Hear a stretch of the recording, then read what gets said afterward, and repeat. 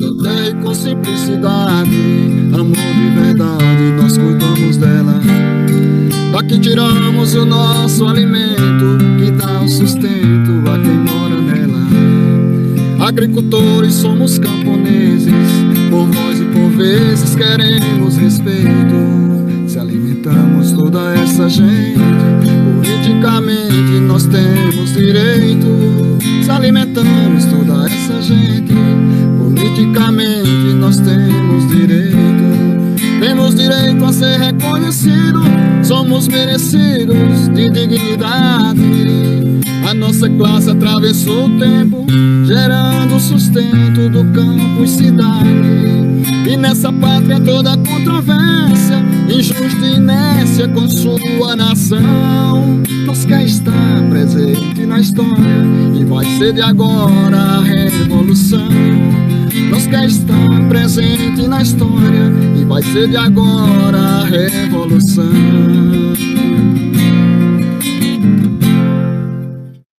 Para que serve a utopia? A utopia está lá no horizonte. Me aproximo 2 passos, ela se afasta 2 passos. Corro 10 passos e o horizonte corre 10 passos. Por mais que eu caminhe, jamais alcançarei. Para que serve, então, a utopia? Serve para isso, para que eu não deixe de caminhar. O que são simbologias? As simbologias caminham com a gente nas pegadas da utopia. Simbologia tem a história do que se foi vivido, sonhado, lutado e conquistado. E hoje, em um só olhar, se pode sentir tudo o que com a simbologia já se foi vivido. O chapéu de palha, que protege o rosto do sol em dias quentes, no plantio da lavoura, nas marchas à beira do asfalto. A chita que veste, que decora, que embeleza. A bandeira que carrega as pautas, os sonhos, os objetivos, a estratégia. São tantas as simbologias do campesinato. E os camponeses e camponesas que estão aqui no seminário, eu convoco para que liguem os seus microfones, abram suas câmeras e tragam as suas simbologias da roça para a roda. Por favor, e tragam consigo a importância dessa simbologia para a vida camponesa, para a luta do campesinato. Sintam-se convidados para trazer as simbologias para o nosso seminário. Eu trago a simbologia de São Francisco de Assis, junto com umas plantas. Esse São Francisco que representa uma luta que o MPA Nordeste fez, cruzando a ponte entre Juazeiro e Petrolina e ocupando com vários camponeses e camponesas de todo o Nordeste. Não no sentido da religiosidade, mas no sentido do que significa São Francisco para os camponeses e camponesas.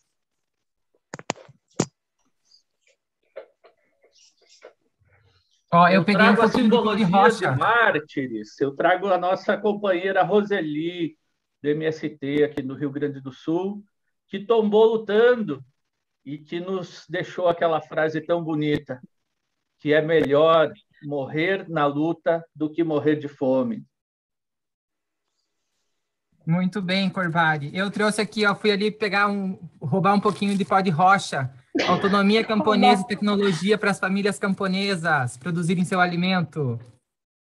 Eu trago a semente que para nós significa muito e é para além da soberania alimentar. Eu trago a camiseta do MPA. Essa é a camiseta resultado de uma luta que surgiu em 1995 por crédito em um período de seca. E essa camiseta é fruto da luta dos agricultores e das agricultoras à beira das estradas por melhores condições de vida e de trabalho. E com essa camiseta, nós jovens vestimos porque essa luta do MPA nos serve. E é vestindo essa camiseta que vamos à luta, às ruas, às estradas, para derrubar o Bolsonaro, o agronegócio, porque somos antifascistas, antirracistas, anticapitalistas e antipatriarcais. Esse é o símbolo que carregamos em nossos peitos para fazer a revolução. Até a vitória sempre.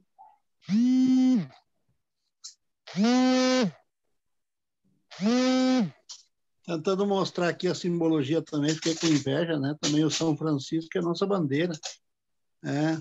Simbolizando um passado de transformação e um futuro que exigirá de nós muito esforço, muita luta, muita militância.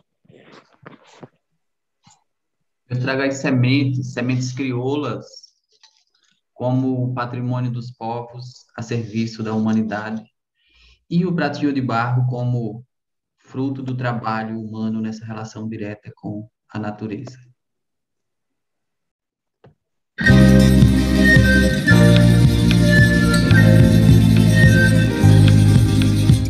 Cântico da Terra.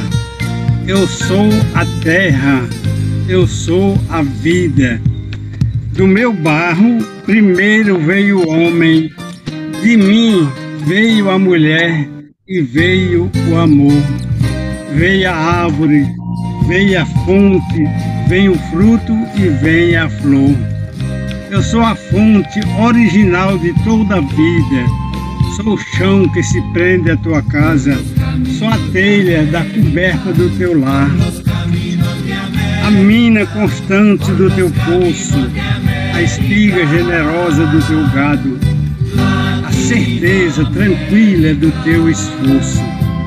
Eu sou a razão de tua vida, de mim vieste pela mão do Criador, e a mim voltarás no final de tua lida, e só em mim encontrarás descanso e paz. Eu sou a grande mãe universal, tua filha, tua noiva e desposada, a mulher e o ventre que fecunda. Eu sou a gleba, a gestação, eu sou o amor. E a ti, ó lavrador, tudo quanto é meu, teu arado, tua foice, teu machado, o berço pequenino do teu filho, o algodão de tua veste e o pão de tua casa. E um dia bem distante a mim retornará, e no canteiro materno do meu seio, tranquilo dormirás. Plantemos a roça, lavremos a gleba, cuidamos do ninho, do gado e da tulha, e fartura teremos, e dono de sítio, felizes seremos. Ora, por los caminos de América, por los caminos de América.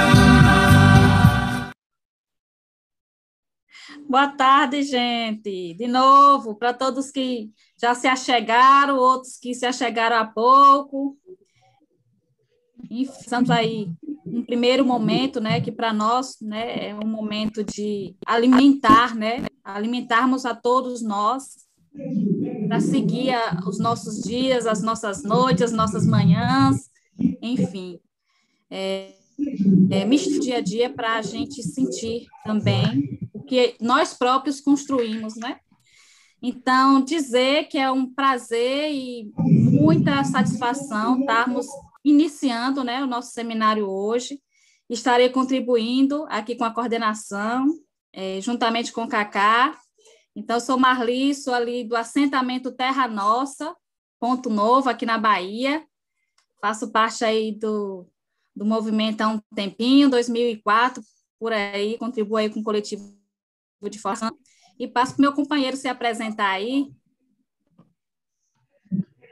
Boa tarde, companheiras e companheiros.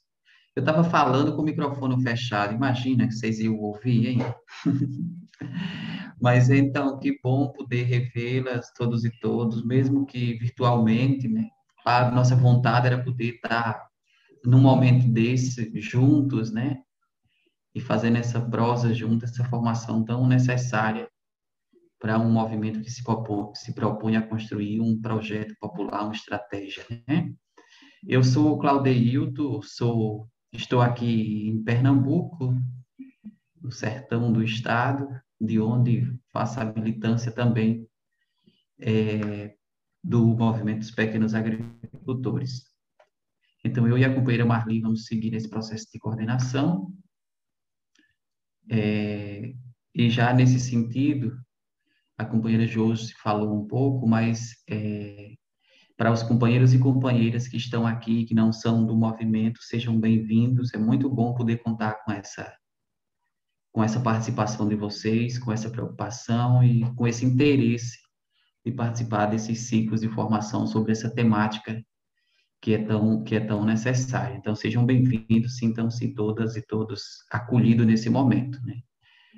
O Walter, muito conhecido, a Olivia também, sejam bem-vindos. A gente agradece muito, enquanto movimento, por aceitar o convite, a contribuir com essa temática e está aqui com a gente. Esse é o nosso... Na verdade, em 2020, a gente já fez um movimento, né, um processo de formação também nessa mesma metodologia, com as terças-feiras sendo um momento que a gente sentava para estudar, né, temas estratégicos do contexto que a gente está vivendo, mas também nessa perspectiva da própria formação como base. E, inclusive, fruto desse processo de formação, houve um registro muito importante e necessário para quem queira ter acesso, né? E agora, em 2021, então, a partir das provocações e do grupo de estudo da organização do movimento, se sente a necessidade de dar continuidade com esse processo de estudo, e esse é o nosso primeiro encontro de 5 encontros que vamos ter com temáticas relacionadas à estratégia e ao projeto popular. Então, esse momento tem esse objetivo de aprofundar o nosso conhecimento nessa perspectiva, né, da estratégia e do poder popular, e a gente compreende profundamente que aqui as pessoas que foram convidadas para contribuir com esse tema têm uma capacidade já aplaudida e reconhecida por todos e todas que são desse campo, né? Então, companheira Marli, a gente segue. Isso. Então, é isso, né? Seguimos aí, sabemos aí dos desafios e aí, sobretudo, nesse contexto que a gente vivencia, né? Afunila ainda mais essa nossa. Também, gente, pedir, né, como de praxe, né? Já é praxe nesse mundo virtual. Como é muita gente, a gente não vai fazer esse momento de apresentação, né? Específica, né? Cada um se sintam... Só um momento, mamãe. Mas se sintam... Só um momento, mamãe vai limpar, tá bom? Ali. Viu? Mamãe limpa. É assim, né, minha gente? É com a criança aqui do lado e você... É a mística também, viu? E é resultado também desse cotidiano nosso. Então, a gente também pede que se inscrevam no chat, se apresentem, se presentifiquem, né, a partir do chat, para a gente também estar conhecendo, pelo menos de uma simples, né, e do formato que nos permite, né, cada um aqui se presentificou aqui conosco, né, nesse seminário, e pedimos também que interajam, né, qualquer questão. Passa por um alto perfil de acompanhamento, entendeu? Porque eu acho que não é com a gente, né? Eu acho. Não. Companheira Marli, o microfone fechou. Mas eu entendi o que você estava querendo dizer. É importante que quem não estiver falando possa desligar o microfone. Isso mesmo. Eu não sei se foi eu achando que ia desligar o microfone dele, né? Mas desligou. Mas não foi eu, não. Fui eu. Eu fui tentar desligar o microfone do companheiro e desliguei o teu. Mas serve como lembrete, né? Inicial. Serve como lembrete para nós tudo.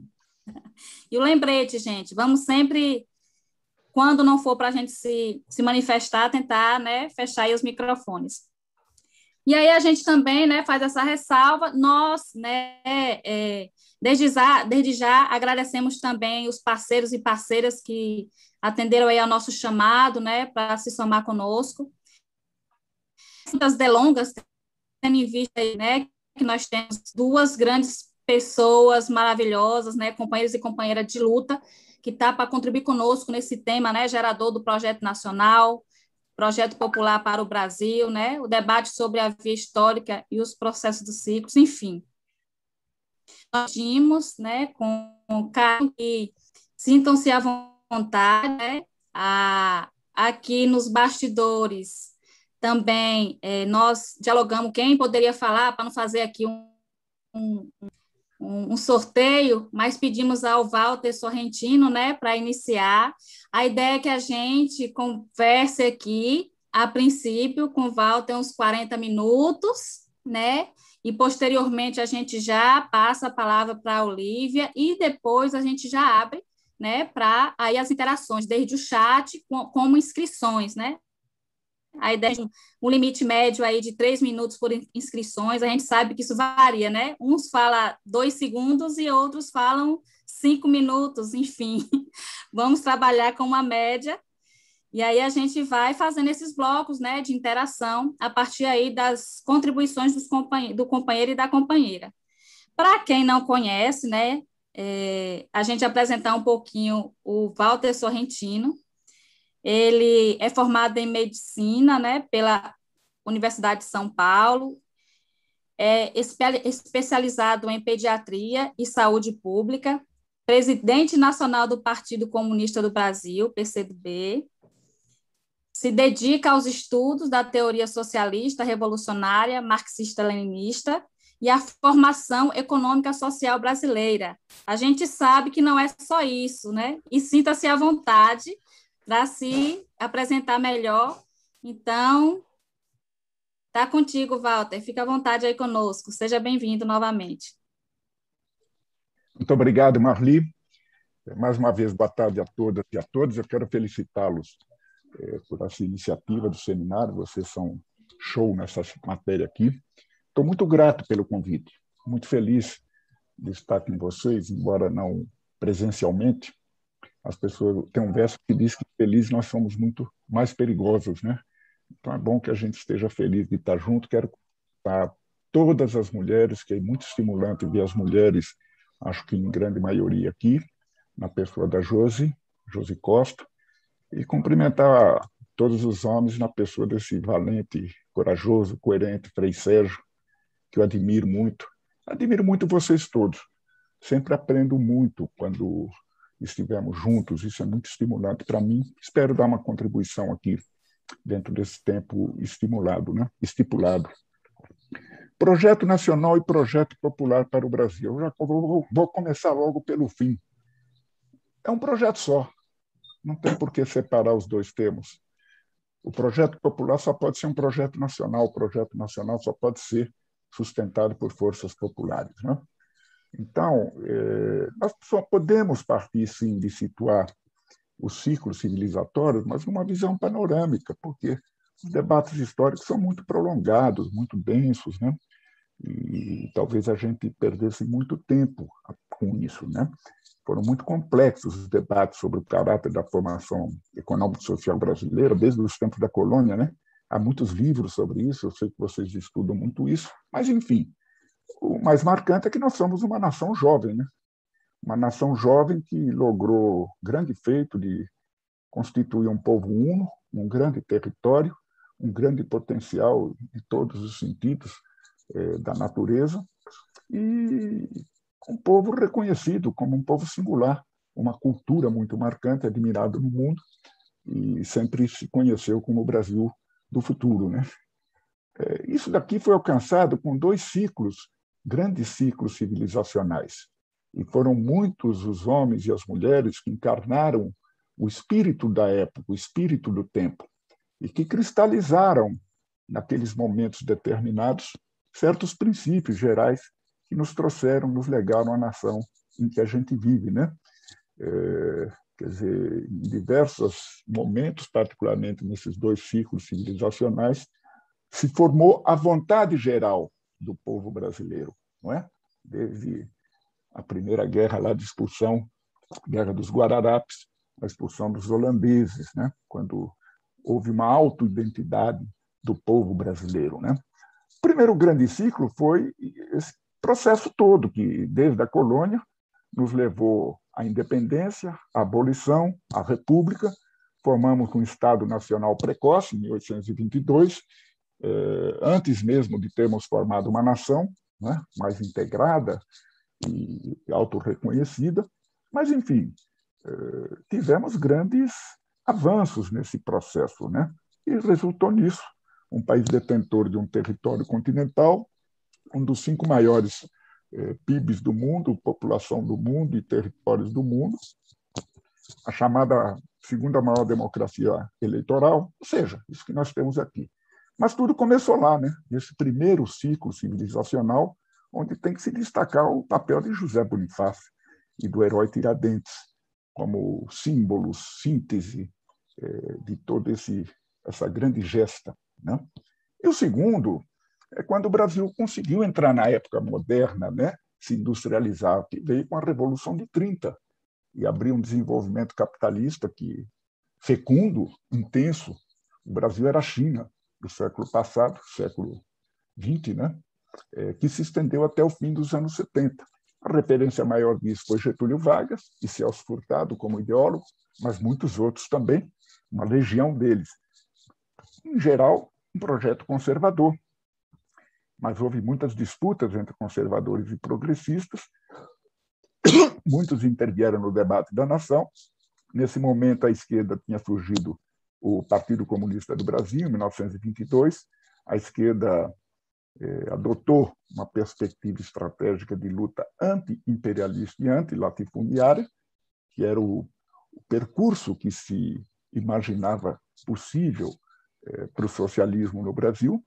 E, claro, houve muitas disputas nesse terreno, sobretudo com os estratos dominantes e conservadores que não têm uma visão anti-imperialista. E tinha sempre os estratos intermediários, né, como foi a questão da teoria da dependência, né, em suas múltiplas vertentes, uma das quais de Fernando Henrique Cardoso, que recusava uma visão anti-imperialista, mas representava o instinto, os interesses das classes industriais brasileiras que, naquele momento, hegemonizavam o processo do desenvolvimento brasileiro. Ao final da década de 80, a burguesia brasileira, em especial a burguesia industrial, como acabei de dizer, tinham perdido força. Já não eram mais capazes de liderar um projeto nacional de desenvolvimento. Quer dizer, a partir de 1980, se seguiram 2 décadas perdidas, a de 1980 e de 1990. E a de 1990 foi muito grave também, não só pelo empobrecimento dos brasileiros, mas porque abriu as portas para o neoliberalismo. E a nação entrou em relativa decadência nesse período, não é? O grande legado dos anos 80 foi a Constituição Democrática de 88.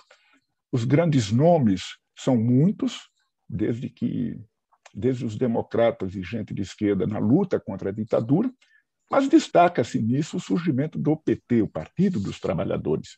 Embora me pareça que tardiamente demorou, digamos assim, a superar os preconceitos de seu nascimento, que era mais uma estratégia da sociedade civil contra o Estado, uma visão anti-estatista, e por um projeto nacional, que não tinha, porque a base geral desse pensamento era uma noção antipatrimonialista, como tese central da interpretação do que é o Brasil, e até certo ponto weberiana, né? Nunca aderiu propriamente a uma visão marxista das lutas de classe, embora, evidente, no PT teve gente do tamanho de um Florestan Fernandes, que transcendeu isso, entre outros, mas Florestan era um comunista, como ele próprio dizia, né? Então, nós precisamos partir daí para entender este momento na luta por um projeto nacional popular no Brasil. Qual é o ponto? Nós temos que partir dos impasses atuais. Eu quero gastar mais tempo aqui. É uma exigência ver o projeto nacional popular no contexto concreto de cada época, da singularidade de cada momento, na dinâmica da história social, econômica, política do Brasil e na dinâmica do curso político, das lutas políticas de classe, né? Não só nacional, como também internacionais, não é? Então, eu acho que aqui tem que se registrar com letras de fogo a crise estrutural, a encruzilhada histórica que nós estamos no Brasil já há algum tempo. O rumo atual do país, companheiros e companheiras, vai acentuando a condição semiperiférica do Brasil na ordem global, apesar de ser uma das grandes nações do mundo. Hoje o Brasil está de joelhos, está numa marcha de desconstrução nacional, ameaçado em sua soberania. É maior ainda hoje o atraso relativo, econômico e tecnológico com relação aos outros países. E ainda se pode imaginar que há... Ele não está saindo minha voz, não. Tá. Companheira Lourdes, desliga o teu microfone. Vocês me ouvem bem? Sim, estamos te ouvindo bem. Tá. E ainda, eu dizia, um relativo esgotamento do potencial intelectual das nossas lutas, inclusive a esquerda, para falar francamente. É tamanha a derrubada do país. Nós estamos na terceira década perdida para o nosso povo, em termos de desenvolvimento e renda, isolados para aproveitar no plano internacional essa nova realidade multipolar, que eu vou tratar mais adiante, atrelados a um governo Bolsonaro, que, por sua vez, se atrelou à estratégia norte-americana contra a China pelo dito Ocidente, né? Na verdade, não é o Ocidente, é a estratégia do Norte, dos Estados Unidos, do imperialismo norte-americano. Um retrato dessa regressão é que o produto interno per capita, por exemplo, cresceu 4,5% ao ano entre 1950 e 1980 e depois rastejou a taxas de 1,2% entre 80 e 2014. E, para piorar, entrou em recessão, entrou em queda desde 2014. A recessão que nós tivemos no fim do período Dilma foi a maior da história do país, 5,2% de queda do PIB. O Brasil tinha 4,3% do PIB mundial em 1980 e fica com menos de 2,5% em 2020. Entre 1981 e 90, a primeira década perdida, o PIB cresceu 38% no mundo. Microfone, gente. Microfone aberto. Eduardo, desliga teu microfone. Entre 1981 e 1980 e 90, que é a primeira década perdida, foi a pior queda da renda.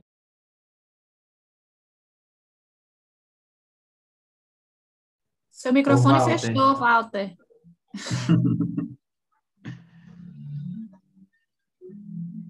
Walter, seu microfone está fechado. É o que eu estou dizendo, é esquisito, porque eu não mexi nada. Eu só mexi as mãos aqui. Bom, eu dizia, desculpa, vamos descontar do tempo. Eu dizia que foram 2 décadas perdidas. Entre 81 e 90, a pior queda da renda per capita da nossa história econômica. E entre 2011 e 2020, a pior década em crescimento do PIB de toda a nossa história econômica. Então, gente, eu digo isso, poderia me estender, mas para um paralelo para vocês. Um paralelo da situação atual com as 2 primeiras décadas do século XX, 1900 a 1920. O Brasil, naqueles acontecimentos, precisava fazer uma opção. Tinha acabado o Império, tinha sido proclamada a República, tinha sido abolida a escravidão, e o Brasil precisava encontrar um destino. Aquele momento, gente, naquelas 2 décadas, a sociedade brasileira, ansiosa modernização, efervescia. Debates, levantes, tentativas de golpe, tenentismo, formação do Partido Comunista do Brasil, a Semana da Arte Moderna, o anseio de modernizar o país.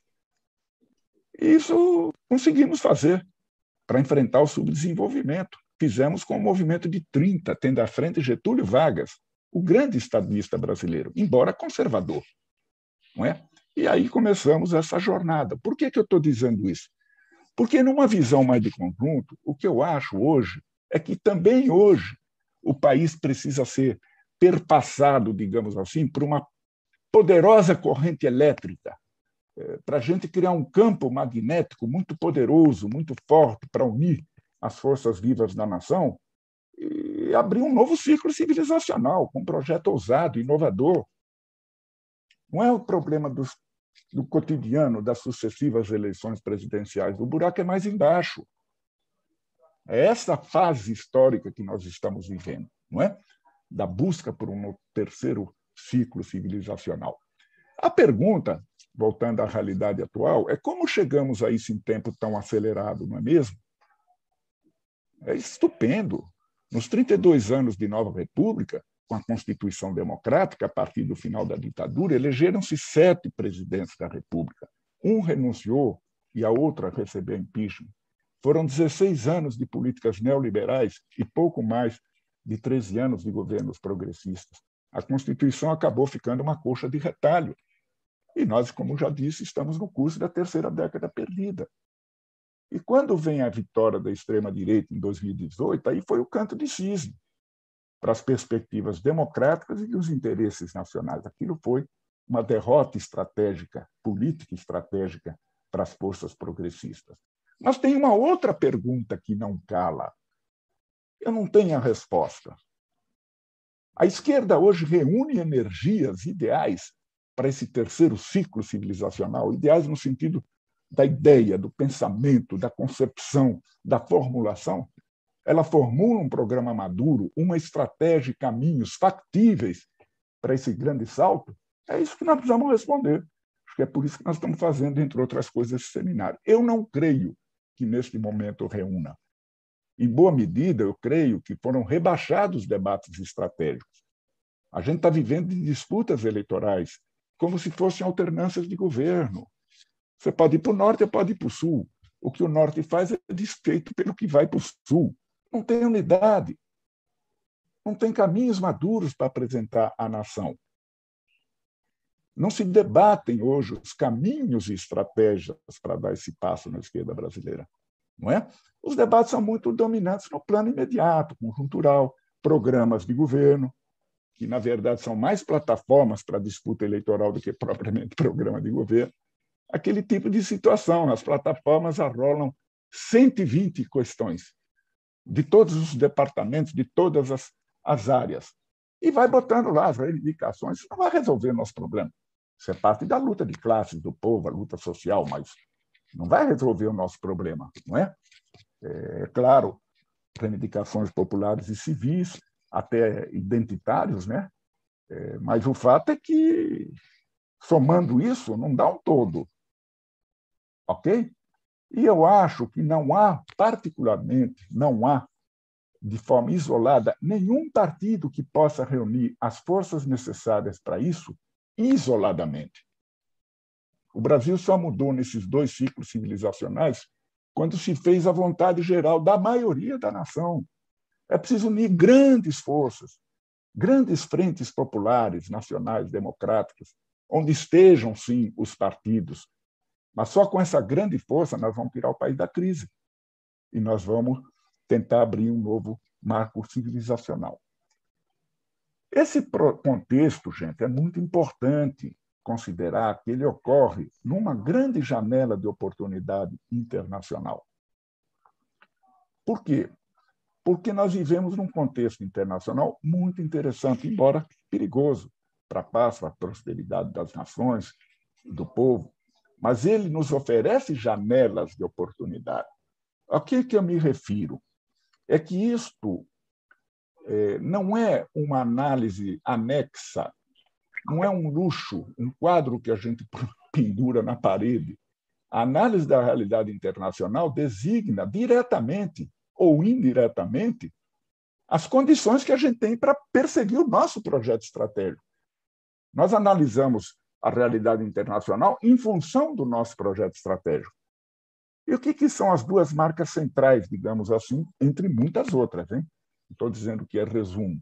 Negativamente, no quadro internacional, negativamente, a luta dos trabalhadores segue numa condição defensiva, face ao neoliberalismo. Há um agravamento persistente das contradições fundamentais entre capital e trabalho, sob orientação neoliberal. É crescente a proletarização. A massa de exploração hoje é inimaginável. Todos esses desenvolvimentos das forças produtivas que permitiriam emancipar o trabalho, na verdade, vai condenando o mundo do trabalho a uma imensa massa de pessoas que não vão ter sequer o direito de ser explorados mediante um salário. É isso que está acontecendo. Isso tem grande influência na luta política de classes, na luta econômica de classes e, evidentemente, na luta por nosso projeto. É uma situação ainda de defensiva estratégica, né?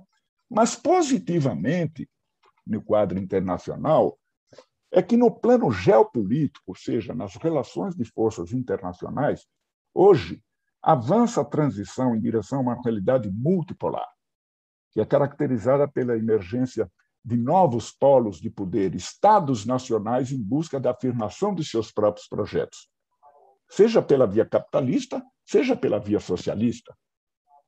O mundo virou um palco multilateral, com a tendência à multipolaridade, sem um hegemon único, como era a paz americana depois da Guerra Fria, que os Estados Unidos se botou como o império, né?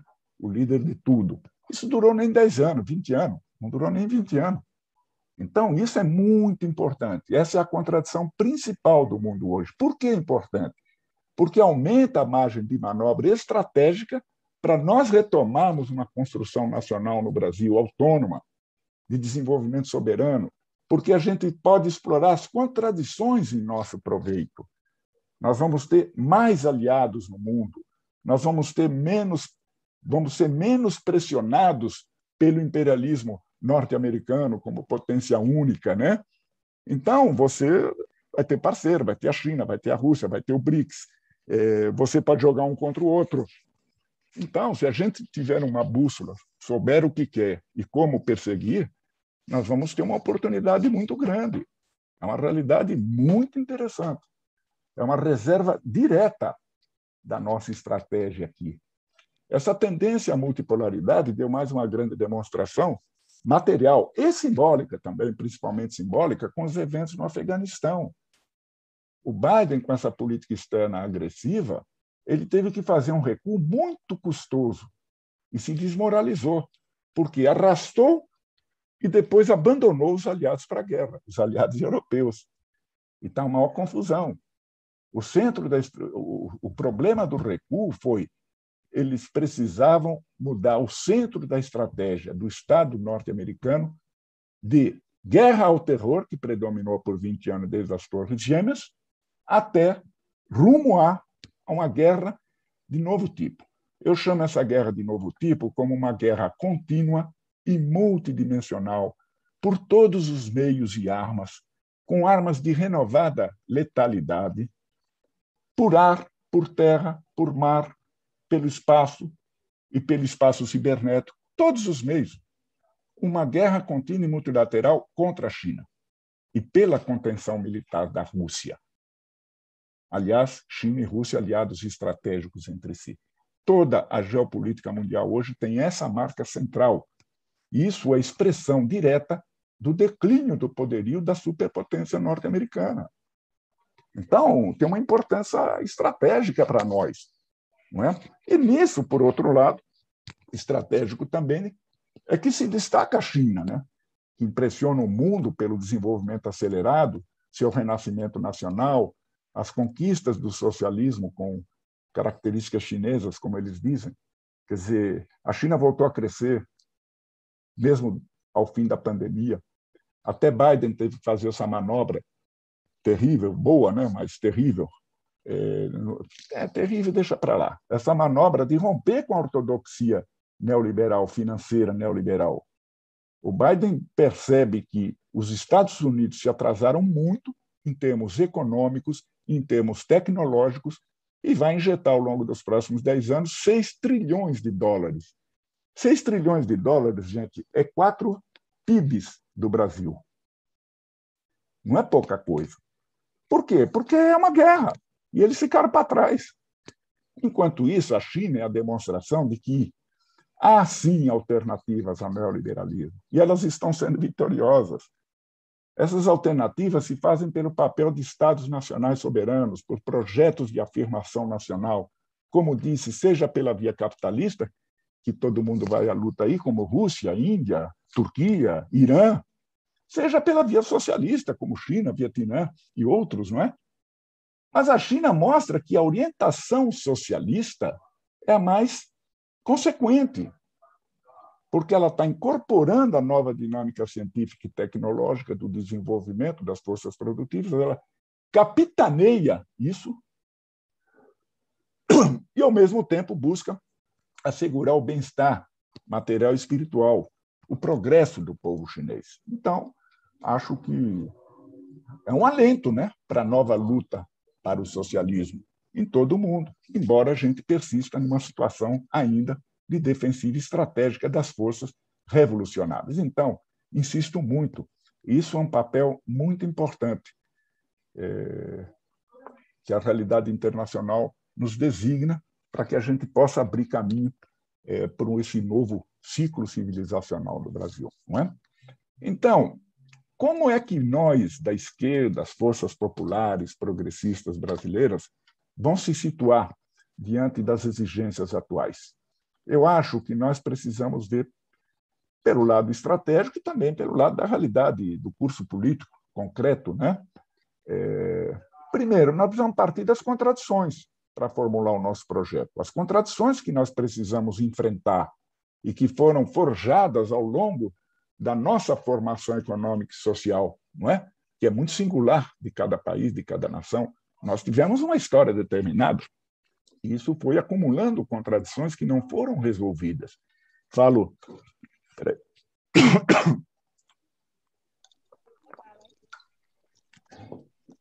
da condição de nação subjugada, que fica aprisionada nos limites de país de renda média, mas em declínio relativo, empobrecido, volta a se empobrecer, de um Estado nacional profundamente conservador, sob controle das classes hegemônicas, dos círculos financeiros internacionalizados.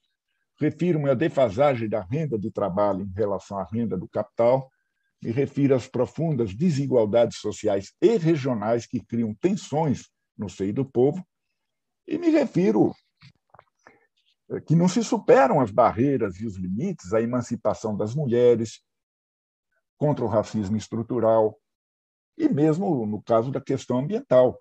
O Brasil era um campeão nessa matéria ambiental e hoje está, que nem o patinho feio, né, do mundo todo, pelo descaso, pelo espírito bugre, pirata da burguesia brasileira e do governo Bolsonaro, não é? Então, a via de resolução desses problemas estruturais, para quem formula um projeto, é o problema número 1. E as respostas que precisam ser dadas, elas precisam ser traduzidas na formulação de ação política e social transformadora, compreendidas pelo povo. É preciso um projeto para isso, partindo de todas as potencialidades que a gente tem. Então, como vocês dizem, formular um projeto nacional popular, um novo projeto nacional de desenvolvimento é o nosso desafio. Qual é o problema? O problema é que, primeiro, essa proposta tem que aprender com o passado, mas não é simples retomada do passado. Como quem diz, a construção nacional foi interrompida nos anos 80 e a gente precisa retomá-la, mas não vamos retomá-la daquele ponto, porque o mundo é outro, o Brasil é outro, a sociedade brasileira é outro, o espírito do brasileiro é outro, não é? Então, a gente precisa levar em conta que se trata de formulações originais para o espírito do tempo que a gente vive, né? De todo modo, esse projeto tem que responder pelas condições essenciais para que a gente possa superar aquelas contradições. E nos parece que essas condições essenciais implicam, basicamente, uma rota de desenvolvimento econômico soberano, mediante a valorização do trabalho, que seja industrializante nos termos da nova fronteira tecnológica da indústria 4.0, com integração sul-americana. Essa é a base para impulsionar a prosperidade social, que é o que o povo quer. O povo quer bem-estar material e espiritual. Não quer ficar discutindo abobrinha, não é? Ou fritando bolinho. Ele quer resultado. Nós precisamos isto como base para maior igualdade de oportunidade para todos os brasileiros, harmonia social e regional, com a valorização do trabalho, distribuição de renda, fim de pobreza. Ou seja, esses são os primados do nosso projeto nacional. Além disso, um projeto que sustente a noção de sermos uma civilização ecológica, que é a base da vida no planeta, não é? Que se integra diretamente à formulação estratégica de que país queremos. Então, a condição primeira para isso é a democratização vigorosa para maior participação política e popular na condição do país. O Brasil precisa de mais democracia e não de menos. O Brasil precisa do povo ser representado na Câmara e no Senado, dos trabalhadores, das mulheres, dos negros. É um dos países mais atrasados nesse sentido, no Ocidente. Então, nós temos que considerar, porque ainda é baixo o nível de consciência política das nossas classes populares sobre a natureza da crise estrutural. E ela só pode crescer em meio a um ambiente democrático, não ditatorial, não autoritário, não é? Então, esse projeto econômico envolve o papel do Estado, como indutor de investimento e desenvolvimento, da reindustrialização, que eu já falei, do fortalecimento do mercado interno, que saiba combinar mercado e Estado, capital nacional e investimentos estrangeiros, mas sob a ótica do capital do interesse nacional. Ou seja, são inovações institucionais que a gente precisa fazer de caráter estruturante, reformas democráticas estruturantes no sistema político, judicial, financeiro, no regime tributário, no regime das comunicações monopolizadas, e inovações institucionais que nos permitam manejar estrategicamente os impulsos à educação, à ciência, tecnologia, inovação, saúde e segurança, ou seja, políticas públicas inovadoras e ousadas, não é? Então, eu quero dizer com mais clareza ainda, sem desenvolvimento e soberania, não há como atender aos anseios e protestos da sociedade sobre o conflito distributivo, das causas sociais e civis. Não há nem como garantir o fim a maior igualdade social e nem se apropriar das grandes aquisições do espírito humano, né? O bem-estar espiritual do povo, não é? Então, companheiros, nós estamos diante dessa velha questão. A centralidade estratégica da questão nacional como elemento para articular os outros eixos estratégicos das nossas lutas, que são a soberania, a liberdade e a prosperidade. Uma coisa vem antes, é a base de tudo, é o desenvolvimento. E isso precisa ser feito, repito, no espírito da época. Não é mais a retomada do passado. Pelo contrário, é olhar para o futuro. Às vezes até a gente vai ter que queimar etapas e não percorrer todas as etapas para tirar o crescente atraso em que o Brasil se meteu. Quem tem que liderar esse projeto é a força dos trabalhadores e do povo. Por quê? Não porque a gente quer, é porque a burguesia brasileira não pode cumprir esse papel. Ela perdeu esse papel. Desde os anos 80, já era frágil naquele momento, a burguesia industrial foi sobrepujada. Tinha ali alguns laivos de projeto nacional, embora sempre dependente, sobretudo muito ligado aos norte-americanos. Mas, enfim, nem isso nós temos. Ok? Quer dizer, é um problema que as classes hegemônicas do Brasil perderam o senso nacional, se alienam da compreensão nacional, do interesse nacional. Isso também, por quê? O povo tem que liderar? Também porque a vida vai mostrando que só a via socialista é que, em última instância, pode assegurar a verdadeira independência nacional contra a neocolonização. Se isso depender da burguesia, nós não vamos superar. Então, a trajetória da China tem muito a dizer aos brasileiros sobre os caminhos e meios para isso. Embora longe de nós qualquer modelo, nós temos capacidade para formular o nosso próprio caminho. Aliás, o modelo nacional desenvolvimentista foi bem original, me referi a Celso Furtado, foi estudado no mundo todo. O caminho que a gente propõe hoje, desse novo projeto nacional de desenvolvimento, é o caminho brasileiro para o socialismo, para abrir transições sucessivas ao socialismo, não é? E acho que é um pensamento claro, embora uma formulação digamos assim, estratégica. Por quê? Tudo começa com um Estado Nacional soberano. Está sendo gravado, as pessoas vão achar ruim, é tudo estatista. Não, não é estatista. Não existe país soberano sem um Estado Nacional soberano, sob comando de forças nacionais, progressistas e populares, fortalecido e democratizado com arcabouços institucionais mais democráticos. Porque, fora disso, o Estado brasileiro, como país dependente, semiperiférico, fica sequestrado no cerco institucional que transforma essas políticas aí econômicas, sociais, ou falta de políticas sociais, não em política de governo, mas em política do Estado. A autonomia do Banco Central, gente, como quem diz, isso é um absurdo, não é?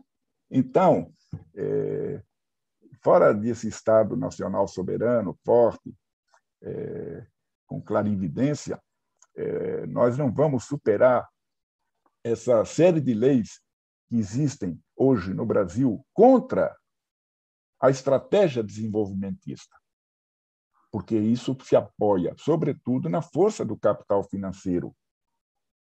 A força do capital financeiro é a força que subjuga não só a mídia, não só as instituições, não só hegemoniza o plano, a política econômica do país, mas subjuga nações inteiras. Pô. Ou seja, é uma força poderosíssima, né? Então, como é que nós poderíamos renunciar à força do Estado Nacional soberano para enfrentar essa poderosa força dominante do poder financeiro?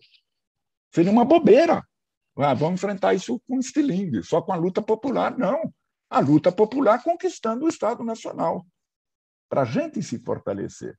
Então, eu vou aqui avançando, então.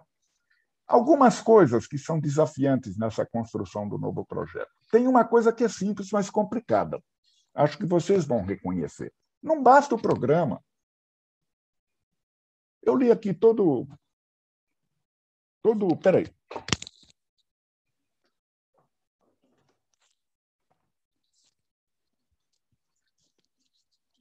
Sorrentino, para lhe ajudar já a entender o tempo, temos aí 5 minutinhos por aí para você ir encerrando, tá bom? Quanto?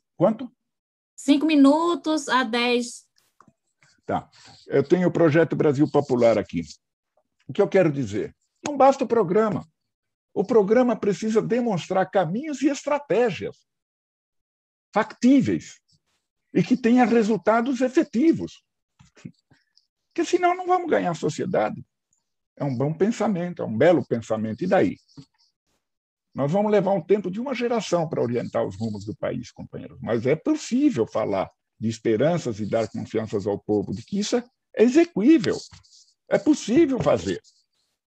Segundo um novo Plano Nacional de Desenvolvimento, que é novo, porque não repete o passado, é plano porque é um projeto, tem uma estratégia, tem um caminho, e é de desenvolvimento, porque sem isso não dá para atender os anseios do povo. Para isso, nós precisamos reunir amplas forças, uma grande concertação progressista, mediante uma engenharia política e institucional do tamanho da crise do Brasil. Nós temos capacidade para isso. Agora, precisamos elevar o nível de consciência do povo e precisamos perder os nossos antolhos, né? Eu sou PT, eu sou PCdoB, eu sou PSOL, eu sou isso, eu sou aquilo, eu sou MST. Como assim? Isoladamente, ninguém vai fazer isso. É mais claro que nunca que nenhum partido hoje tem condições de comandar isoladamente isso. Só a força consequente da unidade, na diversidade das forças que nós representamos, é que pode reunir as condições de fazer um projeto desse se tornar realidade, não é?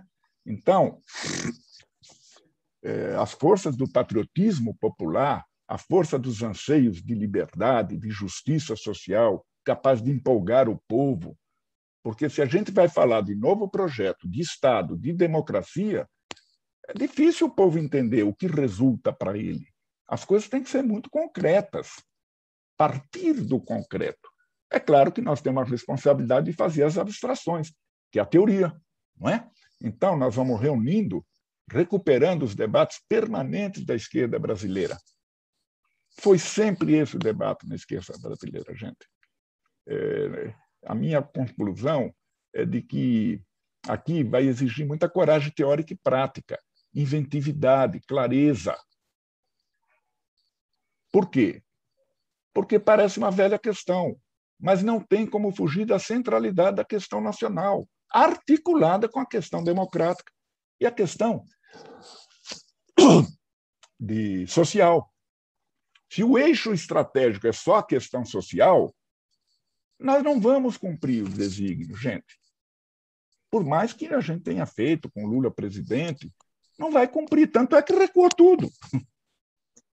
São precisas transformações estruturais para fazer isso, distribuir renda e sustentar a distribuição. E para sustentar precisa de desenvolvimento. E desenvolvimento nesse mundo, ou você tem um projeto claro, você sabe onde quer ir e sabe o que fazer para ir, ou você vai ser azeitona da empada dos outros. Então, nós precisamos estabelecer um mapa do caminho para acumular força em todos os terrenos das nossas lutas. Acumular força para uma hegemonia política de forças avançadas do país. Isso não se sustenta com eleições apenas, nem com meros programas de governo. Quando eu ouço programa de governo, gente, é uma coisa terrível. Não que eles sejam inúteis, não é isso. É que vira uma vala comum, tudo que precisa ser dito é dito, faz a pesquisa e bota ali. E daí? É o contrário. Programa de governo é necessário, mas precisa ter esses vetores como eixo. Se ele não parte desses vetores, vai ser um programa fictício. Então, vocês têm razão, vou terminando, portanto, essa assertiva que eu li aí na pauta de vocês, entre outras coisas, né, que esta elaboração que nós estamos falando precisa estar combinada com a articulação com os movimentos populares e sindicais. Porque, sem isso, elas vão resultar em formulações teóricas que, embora consistentes, têm pouca capacidade de enraizamento social. Essa frase é de vocês. Eu acho muito justa. Nós temos que responder de formas novas, mas a base de tudo, a força motriz é a força do povo organizado, do povo consciente, do povo mobilizado e livremente organizado. Não é?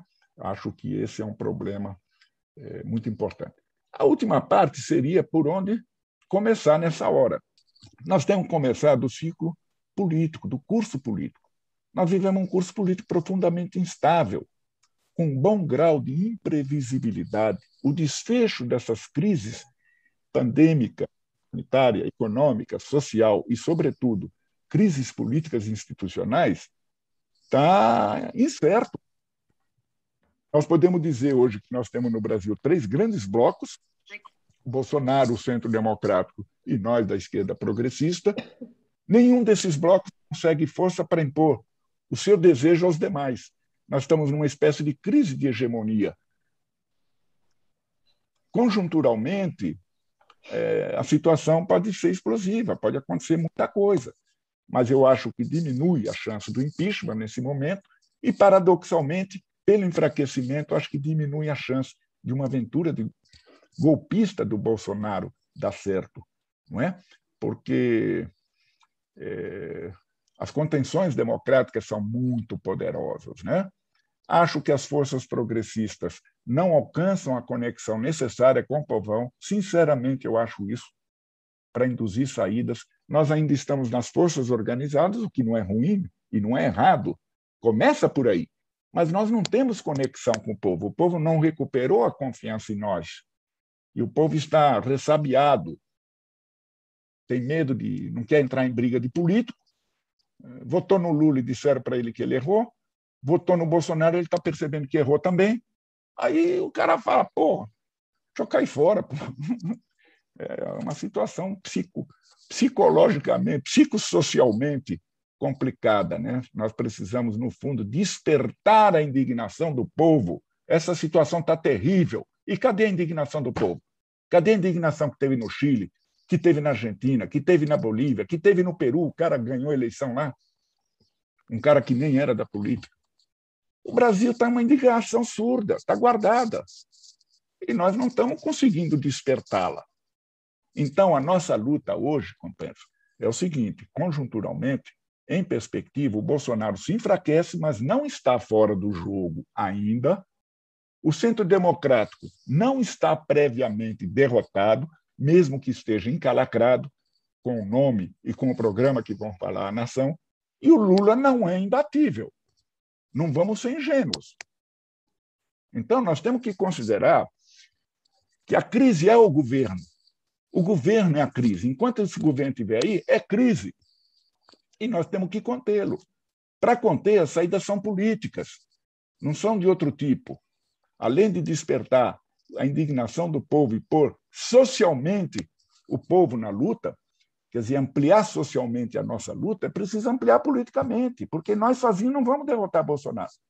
E o Centro Democrático também, que botou ele lá, também não vai conseguir. Então, nós temos que unir forças contra um inimigo maior. Depois a gente vai disputar os rumos do país, não é?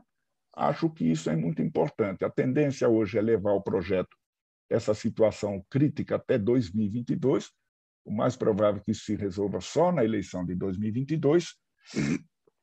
E acho que estas ideias que nós acabamos de discutir ou de apresentar são as ideias que têm que comparecer para formular o destino de uma candidatura popular, que seja do Lula ou fosse de outro.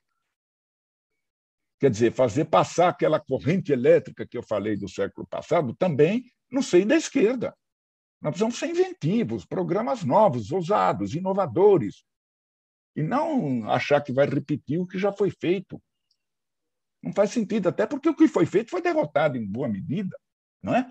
Então, era o último ponto que eu queria dizer, Marli, que é, num quadro de terra arrasada que o país está, se conquistarmos a presidência em 2022, nós não vamos começar o Projeto Nacional de Desenvolvimento, se ganharmos e se tivermos essa visão, se Lula também tiver essa visão, sem fazer uma plataforma emergencial inicial.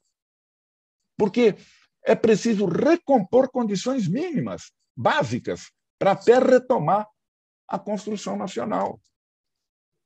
Porque foi muito estrago. É pior do que quando Lula assumiu depois de Fernando Henrique Cardoso. Está tudo derrocado. Até a Constituição, privatização, está um mangue o Brasil. Então, até a institucionalidade não se presta rapidamente a retomar o desenvolvimento. Então, não vai adiantar juntar 100, 120 propostas de cunho social-democrata, tudo que precisaria ser feito. Repito, precisa ser um todo coerente, um todo consistente. As partes somadas, 120 propostas somadas, não formam um todo. O todo é que está em todas as partes. Então, isso a gente precisa ter a abstração de formular um projeto nacional realista nas condições de hoje, do mundo e do Brasil. E não simplesmente arrolar as reivindicações populares. Por quê? Porque é preciso mostrar execuibilidade. É claro que um programa como esse que a gente diz não é um programa para frente ampla, democrática contra Bolsonaro. Isso é o principal hoje, em 2021. Mas esse programa, que é para a travessia dos rumos do país em 2022, eles precisam, só podem ser sustentados por uma união de forças progressistas, de esquerda e democráticas. É isso que nós estamos vendo hoje. O Ciro está tirando de todo mundo, o Lula já está com sua campanha, correto, tudo bem, nada contra. Mas, gente, nós estamos divididos. Mais uma vez. Quer dizer, nem assim a gente conseguiu se unir e formar uma corrente ampla, cada qual com sua autonomia, com sua liberdade, cada qual fazendo as suas disputas táticas legítimas, mas nós todos juntos, falando uma mesma língua, para dar confiança ao povo de que nós estamos juntos, que nós sabemos o que precisa ser feito. Então, a luta pela constituição de alternativas é a questão nodal do nosso tempo. É assim que eu quero terminar. Na perspectiva de um mundo em transição, acho que novos avanços, horizontes de avanços táticos e estratégicos estão se abrindo para nós. O futuro clama pelo socialismo. Mas do que se trata, tentei demonstrar aqui, é construir um projeto execuível que vá ao coração e mente do povo e que tenha desenvolvimentos teóricos e científicos para a gente pensar com a mente aberta, como fez a China, e não com a repetição de passado, seja o passado remoto do Projeto Nacional Desenvolvimentista, seja o passado dos governos Lula, gente. Nós precisamos ressignificar para nós mesmos, atentem a essa palavra, ressignificar. O que é que nós dizemos mesmo quando falamos da questão nacional, o que é a questão nacional nesse mundo interdependente, quando falamos em desenvolvimento, o que é a questão do desenvolvimento nesse mundo de grandes fronteiras tecnológicas sendo ultrapassadas, e do que nós queremos dizer com soberania. Mais ainda, é preciso ressignificar até mesmo o que a gente está dizendo como socialismo, porque fica um slogan abstrato, o povo não compreende muito isso. Eu acho que nós estamos um pouco exigidos para dar uma barulhada na mente, abrir a mente e pensar de forma nova sobre os velhos problemas. Acho que energias a gente tem para isso. E vocês são uma força importante que é parte dessa energia.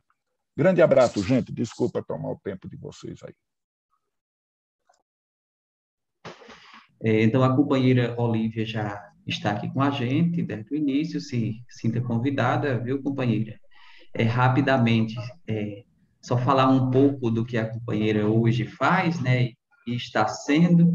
Ela é pesquisadora, militante da Consulta Popular, integrante da coordenação do Projeto Popular para o Brasil, é bacharel em Economia, mestra em Desenvolvimento Econômico na área de História Econômica e doutora pelo Programa de Pós-Graduação em Ciências Sociais.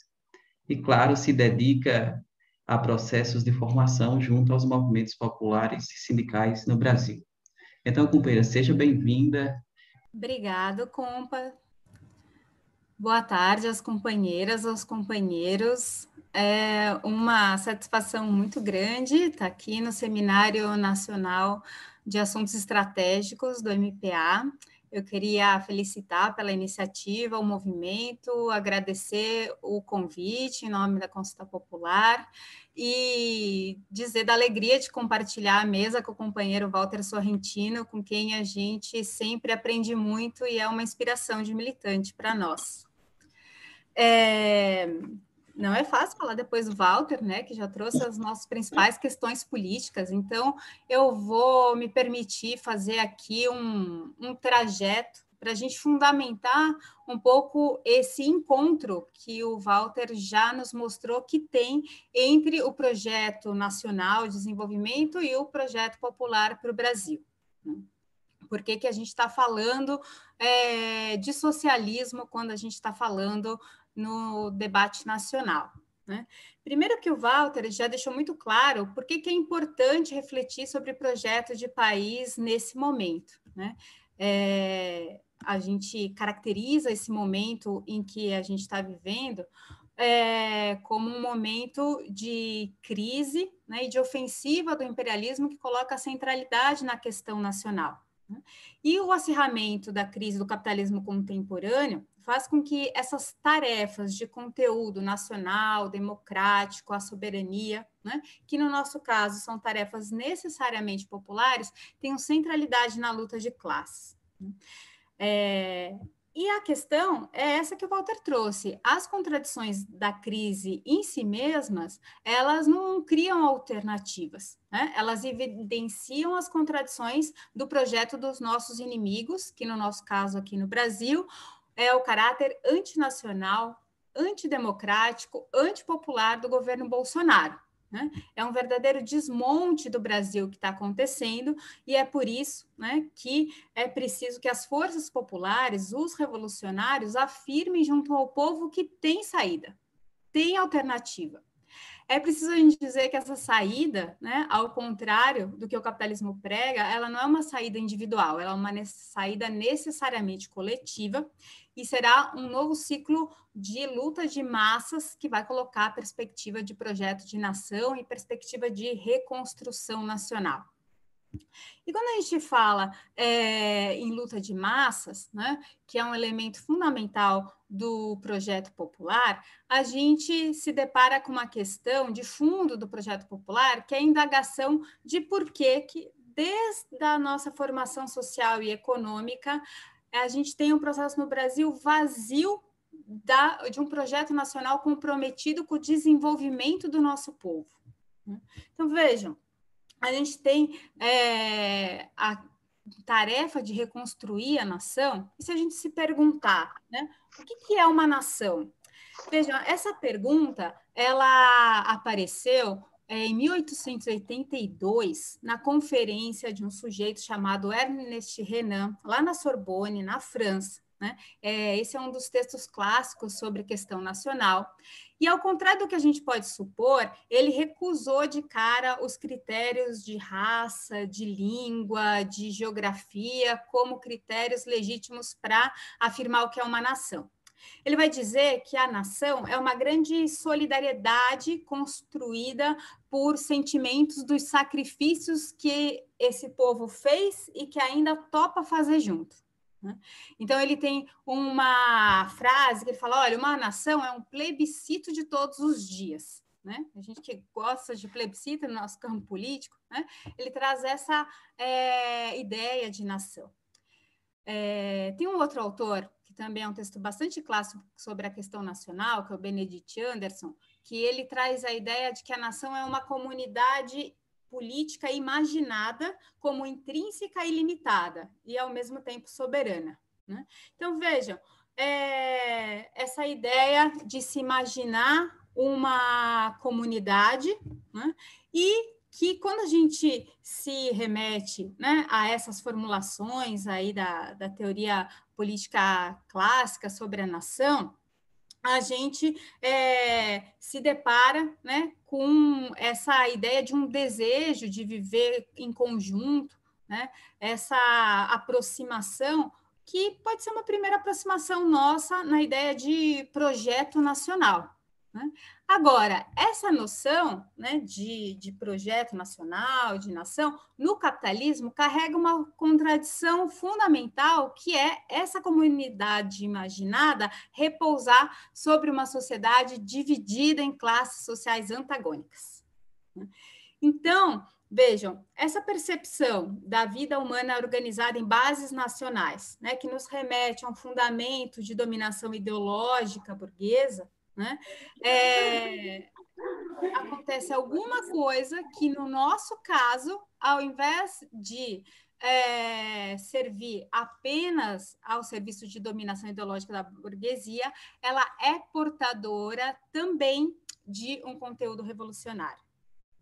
Para entender isso, né? Na Constituição da Nação Burguesa, lá no século XIX, olhando para a história da Europa Ocidental, né, a ideia da nação teve relacionada às aspirações de universalizar direitos políticos a populações inteiras que estavam sendo alçadas naquele momento à vida de povos. Né? Então, ela se constituiu um povo, né, nesse movimento em que a burguesia, enquanto uma classe revolucionária, ela alçou aspirações maiores que a sua própria classe, colocou a sociedade todinha em movimento, identificando a nobreza feudal como inimiga.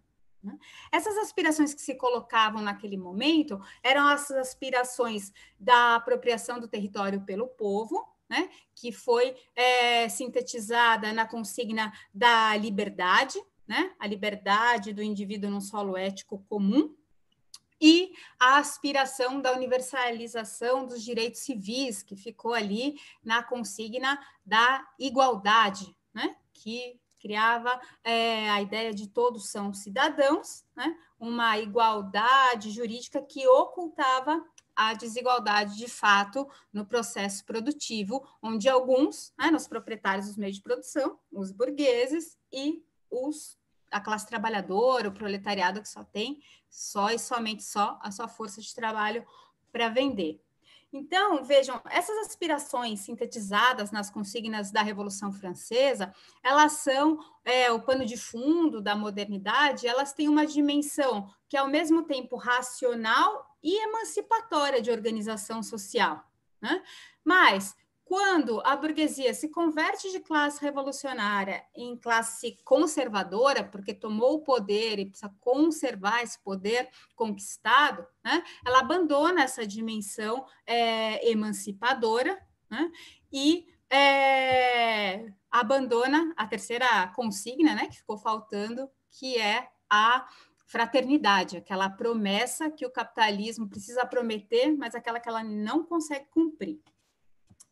Agora, né, se a nação, historicamente, no capitalismo, né, olhando para a história, a formação social-econômica da Europa ocidental, ela serve como essa ideologia burguesa e tem papéis no exercício da dominação burguesa nos países centrais, como que para nós ela assume esse conteúdo revolucionário? Né? E isso nos remete, né, aos antecedentes do projeto popular, que está relacionado à nossa análise de longa duração histórica. Né? Então, quando a gente fala essa pergunta, por que o nosso projeto é nacional? Nosso projeto é nacional porque quando a gente olha para a história do desenvolvimento do capitalismo na América Latina, aqui a gente tem peculiaridades com relação à nossa formação social e econômica, que eu vou destacar duas dimensões, né? Uma é mais econômica. Aqui não é qualquer capitalismo que se desenvolve, aqui é o capitalismo dependente, subdesenvolvido, periférico, né?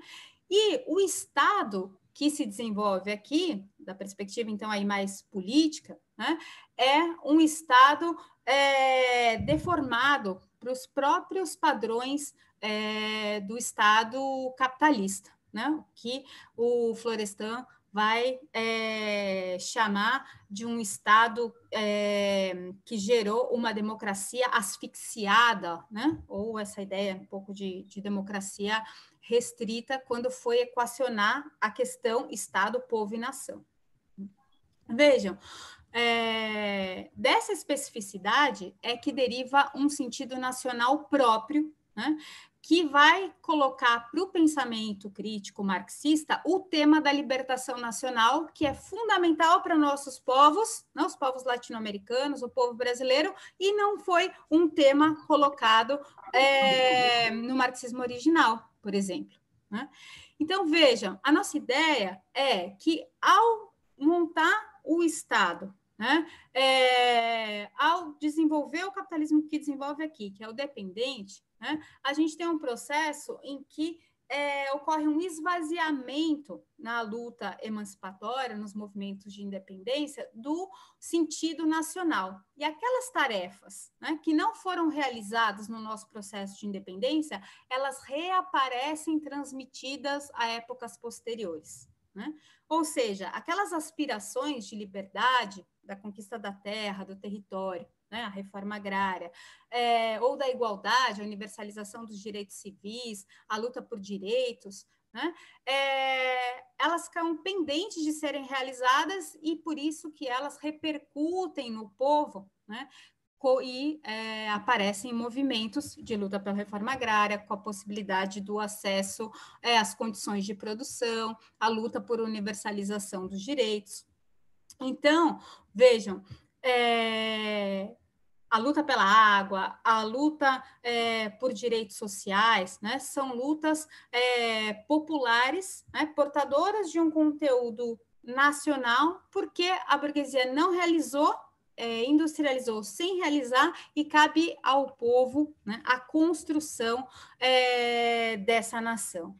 Então, vejam, quando a gente olha para esse movimento na América Latina, a gente vê uma síntese original que se universalizou para o marxismo a partir das experiências de luta no continente, que é a síntese entre a questão nacional e o internacionalismo, ou, se a gente quiser, a luta anti-imperialista. Né? Porque essas tarefas só podem ser realizadas, né, a gente pensando no tema da libertação nacional. E isso teve presente desde a Revolução do Haiti, que estamos celebrando agora 230 anos, passando por Bolívar, José Martí, com a ideia de Nuestra América, Mariátegui, Julio Antônio Média nos anos 30, e ganhou um contorno mais concreto com a Revolução Cubana nos anos 60, que foi uma revolução socialista de libertação nacional. né? É a nossa grande inspiração de luta anti-imperialista e que realizou definitivamente essa síntese de questão nacional atrelada ao internacionalismo, né? O anti-imperialismo.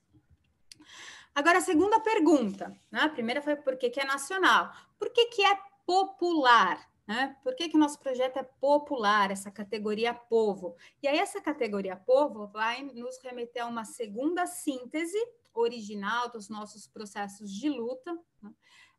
Que é a síntese entre povo e classe, né?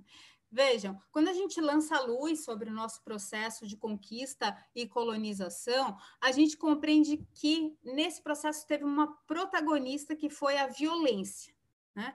E essa violência é a violência de uma natureza distinta da violência da sociedade de classes, no modo geral, como é aquela que a gente estuda no Marx, no capítulo 24, da assim chamada acumulação primitiva, que separou os meios de produção dos trabalhadores, né? E criou o proletariado, né?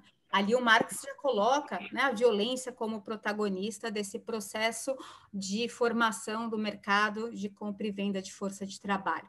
Mas aqui opera uma violência, vou dizer assim, de uma natureza diferente, porque no conflito, né, entre o colonizador e o colonizado, teve um modo de ser de uma humanidade particular que negou a humanidade que existia aqui, né? E desse conflito a gente tem a contradição que vai ser o motor da história, que vai imprimir essa violência, que vai fazer com que os povos da nossa América, os povos do Brasil, tenham a violência como a marca, como a contradição, ou seja, é um desprezo à vida, né? É uma forma bruta, né, de trato com a natureza e com o nosso povo, né? O nosso povo está apto ao extermínio, apto à superexploração, né?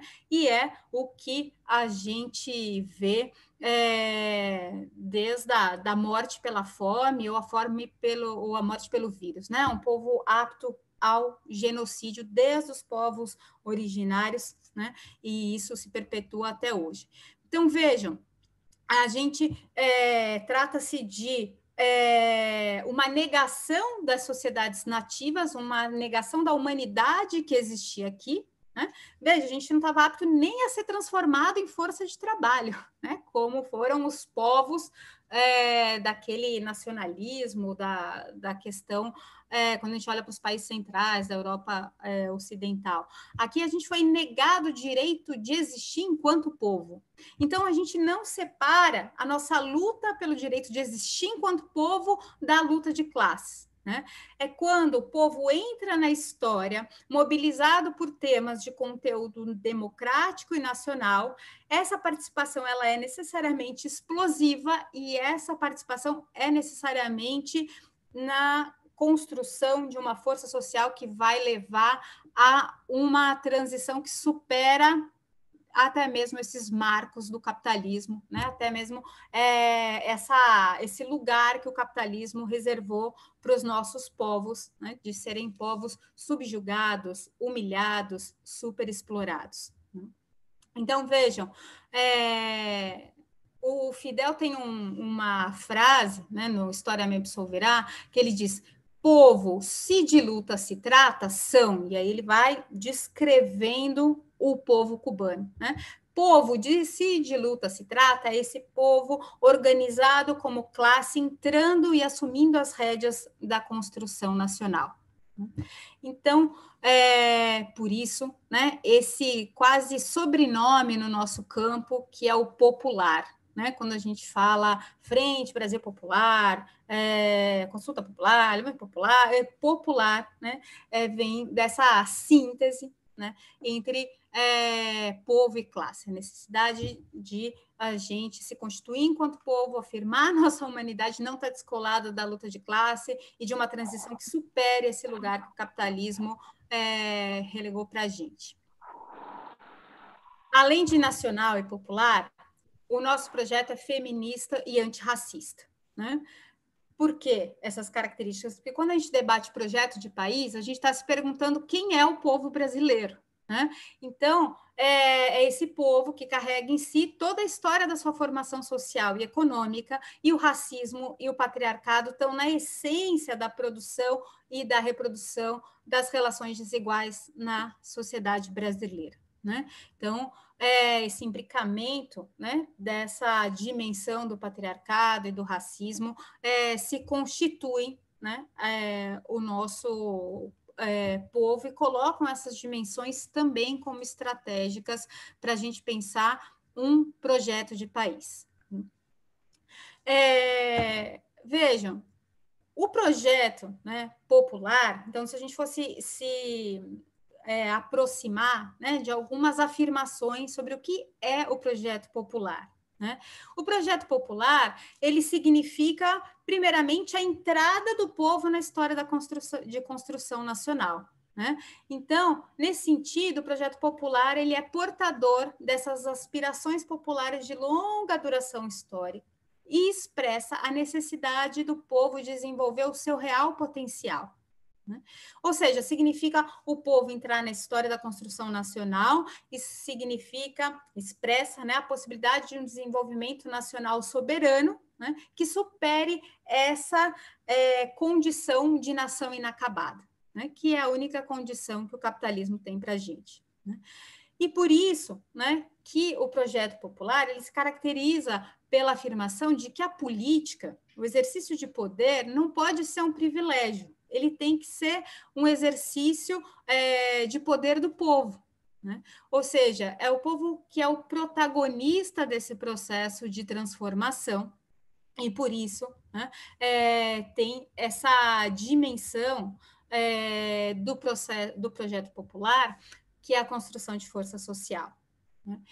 Então, uma segunda aproximação para a gente entender o que é o projeto popular para o Brasil. Ele é uma articulação de um tripézinho, né? A gente gosta de tripé no nosso campo político, né? Quando a gente fala em construção de força social, a gente sempre traz o nosso tripé: organização, formação e luta, que é como se fosse uma engrenagem, né, da gente fazer o trabalho popular para colocar o povo em movimento no sentido da sua emancipação, né? E aí, o tripézinho do projeto popular é articular a força social, né, com a ideia de programa, com a necessidade da tomada revolucionária do poder, né? Então, estou fazendo uma simplificação aqui, né, não muito rigorosa, mas seria esse tripézinho: força social, programa e poder, né? Vejam, a ideia do programa, né, o Walter já desenvolveu bastante, a gente tem muito acordo nisso, né? Ele diz respeito, em alguma medida, a dotar os movimentos populares de um projeto de país, né? Ou seja, é um programa que vai fazer a mediação, né, das necessidades concretas da vida do povo com as reformas estruturais, né?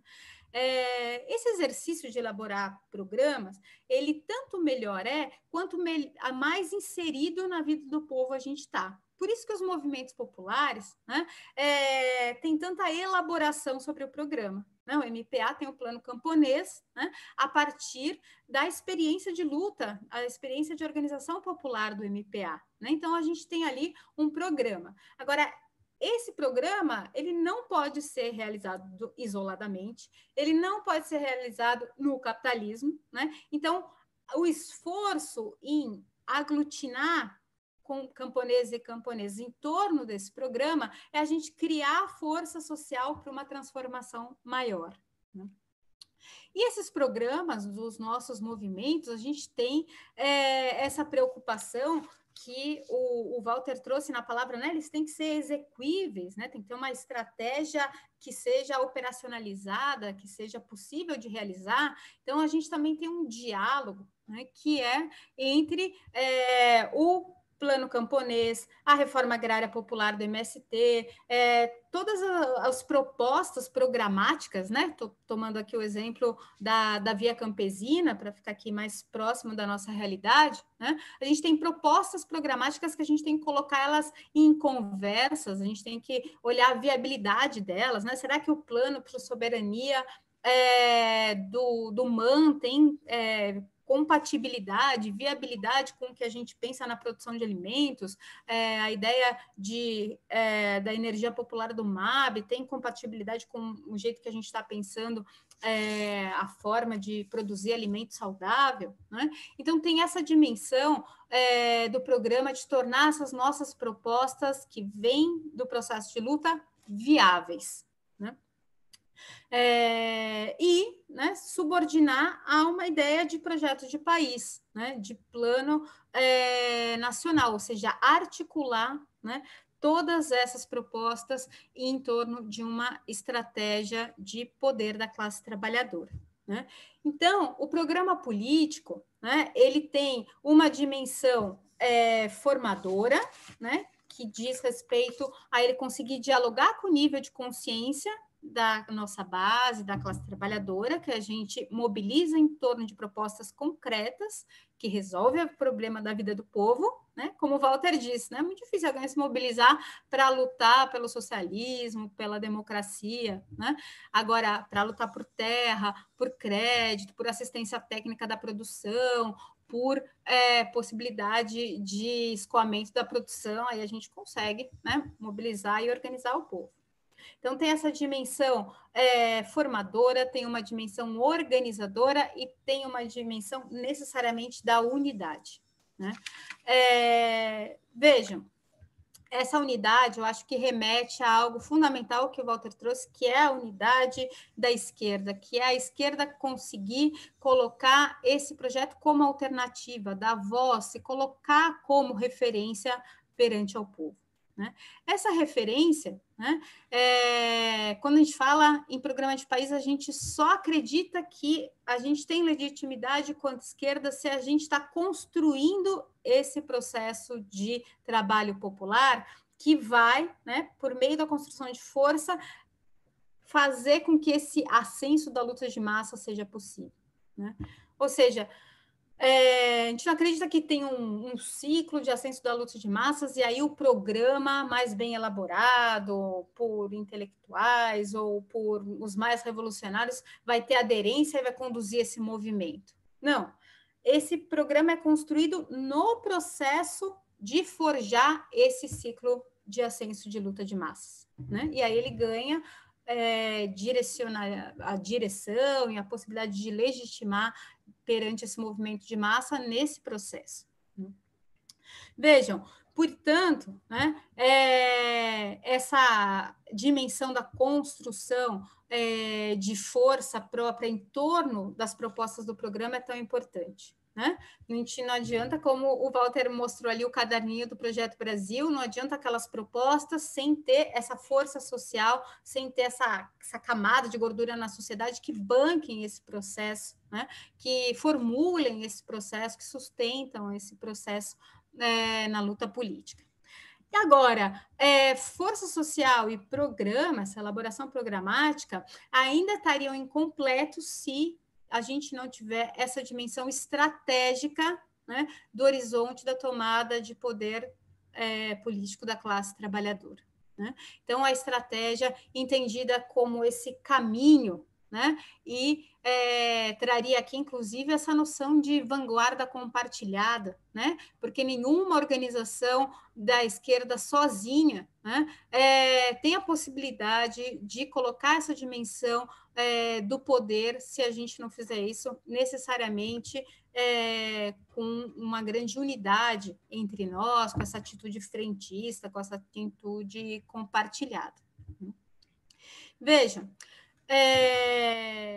já disse, né, que o projeto popular ele é essa mediação, né, entre problemas concretos da vida do povo e as reformas estruturais, esse horizonte de poder, né? E aí eu acho que é importante a gente entender que essa radicalidade do projeto popular e a raiz das nossas questões nacionais, né? E isso que é a radicalidade dele, é uma questão de que a luta revolucionária no Brasil, ela está relacionada a aspirações que não foram realizadas no nosso momento da independência, né? A nossa burguesia não vai realizar e ela está pendente de realização, ela repousa no colo do povo a realização dessas tarefas de conteúdo democrático, nacional, e por isso que elas são necessariamente populares, né? Porque a gente vincula, né, esse processo a um processo que, nas palavras de um grande companheiro nosso, que é uma grande referência para esse debate, que é o Fernando Martínez Heredia, cubano, falecido, já em 2017, o Fernando Heredia vai chamar do processo de transição socialista, né? Então, vejam, a dimensão de vincular, né, o socialismo a resolver os problemas da vida do povo, né, e ser vinculado à obrigatoriedade, né, de uma nova cultura diferente e oposta do capitalismo, né, é uma dimensão fundamental do programa, que tem muita interlocução ao que o Walter estava nos convocando com relação à necessidade de ser criativos, né? O socialismo que se desenvolve aqui, a luta pelo socialismo que se desenvolve nos nossos povos, é uma luta que nos chama a essa criatividade, né? Como foi a criatividade da Revolução Cubana em triunfar uma revolução socialista de libertação nacional, atrelar o tema do socialismo à questão nacional na prática, né? E essa postura criativa, né, que vai forjando esse marxismo, que é um marxismo que serve para fazer revolução, ele vai nos levando a uma terceira característica do projeto popular, que é entender o projeto popular como uma praxis militantes, né? Ou seja, o projeto popular, ele também tem uma dimensão que eu vou chamar aqui de metodológica, né? Ele está vinculado a cada militante do projeto popular se entender como um educador, como uma educadora popular, né? Ou seja, a gente está celebrando, né, esse ano o centenário do educador Paulo Freire, e a gente tem ali o Paulo Freire como um dos nossos pilares, né, da concepção de trabalho popular, né, uma concepção de educação popular que entende o povo como protagonista dos processos, né? Desse momento em que o debate de projeto de país esteve vivo, né? Vejam, se a gente... Aí eu estou me remetendo aos anos 80, né? Que aquele processo de redemocratização, fim dos 70, começo dos 80, né? A gente teve esse encontro, né, de forças vivas na sociedade, que juntou ali Paulo Freire, pelos educadores populares, a SEBS, né, a teoria marxista, a teoria leninista, que vinham principalmente os companheiros ali dos partidos comunistas, os companheiros se dedicaram também à guerrilha, na luta contra a ditadura, e mais uma perna, né, que é a teologia da libertação. Então, dessa mescla entre Freire, Jesus e Lenin, né, a gente forjou, né, um método de trabalho com o povo que, em grande medida, é a nossa inspiração, né, para a praxis dos militantes do projeto popular, né? A gente ter essas referências de trabalhar com o povo, né, e que vincula, né, essas sínteses de a necessidade do povo entrar como protagonista da construção nacional. Os momentos em que o projeto de país esteve colocado, né, foram momentos em que o povo entra na história, né, e disputa na luta de classe projetos, né? Isso aconteceu nos anos 20, no Brasil, 20 e 30, depois nos anos 60, nos anos 80. Então, a ideia de projeto de país está vinculado a esse protagonismo popular. Eu queria terminar essa reflexão inicial trazendo esse elemento que não é uma novidade, né? É um pouco a ideia é a gente pensar que projeto nacional, né, é uma prática, né, que está presente nos nossos movimentos, né? A própria consulta popular nasceu ali nos anos 90, 97, com essa pergunta, né? Que país que a gente quer? Essa pergunta, ela recolocada para os dias de hoje, né? Ela necessariamente tem que levar em conta esse momento tão dramático que o povo brasileiro vive, né? Acho que tem muita similaridade, né? A gente olhar nessa perspectiva que o nosso povo continua lutando pelo direito de existir, né? Continua lutando pelo direito de ficar vivo. E nessa trajetória, a gente vinha buscando fazer algumas sínteses, né? A síntese da unidade do campo e da cidade, os movimentos populares do campo com os movimentos populares da cidade. Essa síntese com a pandemia se acelerou, né? A gente, no trabalho de solidariedade, a política de solidariedade, né? Ela extrapola uma campanha para a gente transcender a uma política propriamente dita de trabalho de base, que está nos propiciando esse encontro da comida produzida pelos movimentos populares do campo, né, com a panela vazia das periferias dos grandes centros urbanos, né. Esse encontro, né, é algo que a gente vinha perseguindo nas últimas décadas e a gente está sendo, de fato, agora empurrado pela pandemia, por essa crise, a torná-lo realidade, né? Vejam que, desde as nossas formulações de derrota estratégica, né, entendida como a derrota de uma determinada estratégia, ela colocava uma dimensão da necessidade de superação, né, de limites dessa estratégia. E duas questões essenciais que a gente já vinha apontando, né, pelo menos nos últimos anos, era a superação em duas dimensões: recolocar esse horizonte revolucionário do projeto nacional, né, e a inserção, a retomada do vínculo com o povo, né, que é a força social desse projeto de nação. E para essas duas dimensões, né, os desafios da crise com pandemia, né, nos empurram, nos colocam a urgência, né, de fazer com que isso se torne realidade, né.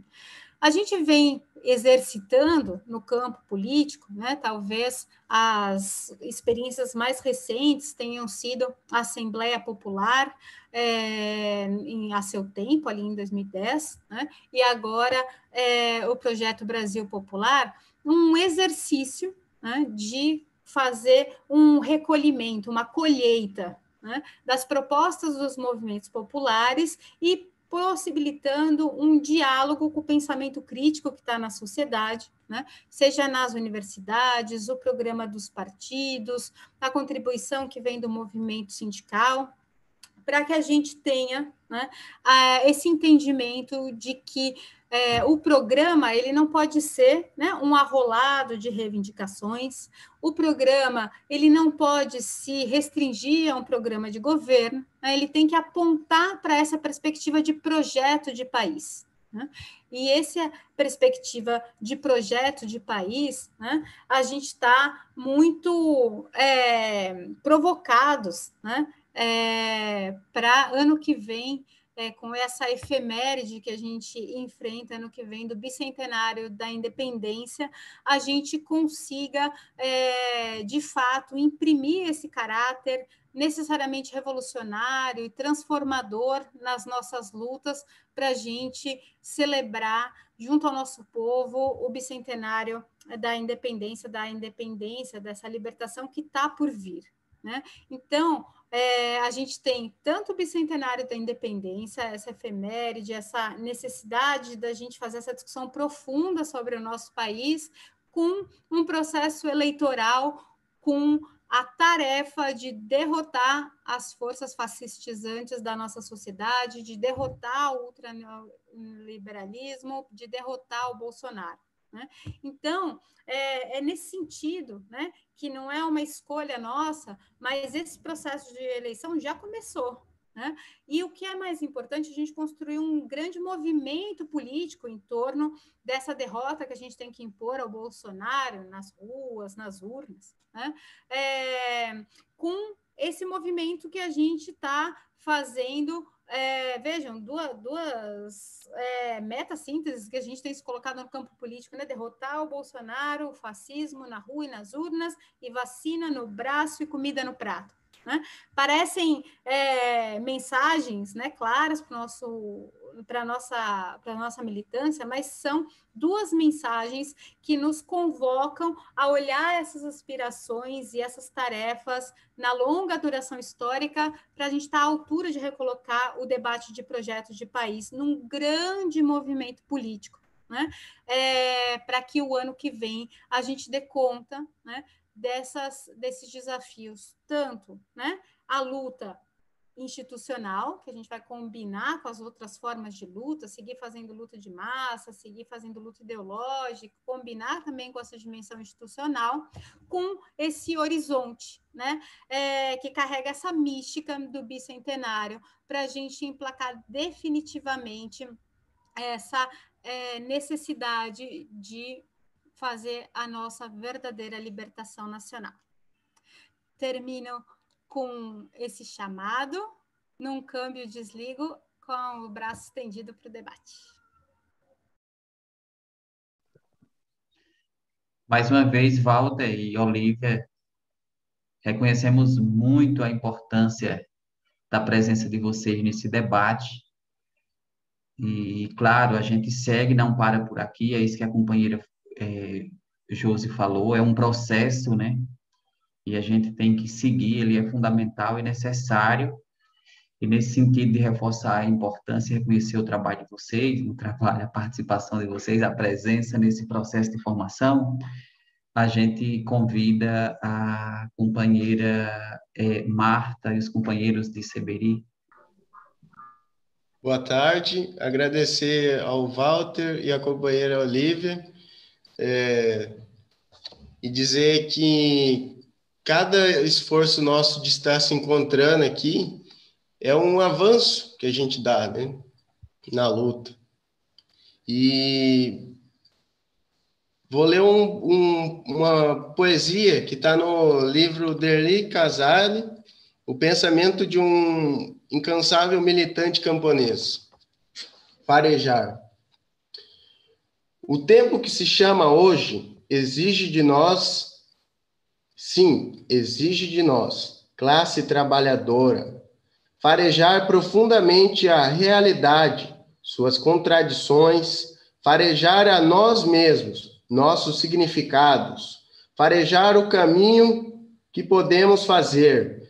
É preciso, sim, reinventar o jeito de nos vermos no tempo, de nos reconhecermos como sujeitos capazes de fazer a sociedade conquistar outra feição. É preciso farejar as frestas do tempo, suas dobras, o que em cada dobra tem de novo, tem de indignação, tem de inquietação.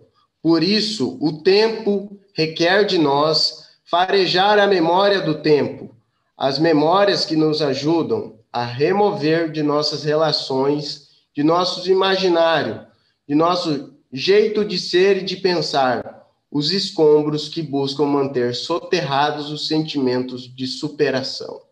É preciso farejar a palavra, reinventá-la em sua mensagem, reinventá-la em seu discurso, e tempo, sim, e tempo oportuno de farejar a realidade e ir reinventar a vida a partir de suas dobras, de cada estação, de cada floração, enfim, de cada jeito que a realidade requer o nosso farejar. É preciso que cada um de nós se veja no verso e no reverso do verso, do verbo, do objeto, farejando a nós mesmos nos dando conta que somos uma construção feita de vendavais, de recuos, de avanços, de medos e remedos, mas também de cheiros, de cores, de sonhos que apontam em direção à utopia. Muito obrigado e fora Bolsonaro!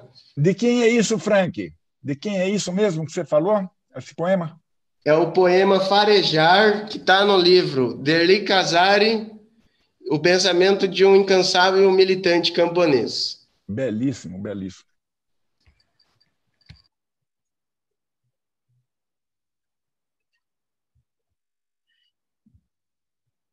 Franklin, ótimo. Companheira Olívia, companheiro Walter, fiquem à vontade para fazer alguma consideração final que queiram, e mais uma vez a gente reforça e a gente, sem dúvida, segue esse debate. Em outros momentos, esperamos, inclusive, se encontrar presencialmente. Um beijo a todos. É o melhor que eu posso fazer, dizer, de alegria. Obrigada, compas. Obrigada, Walter. Se cuidem. Beijo grande. Olha, abração. A Aurora também. Viva a Aurora, né? Viva a Aurora. aí. Viva a Aurora.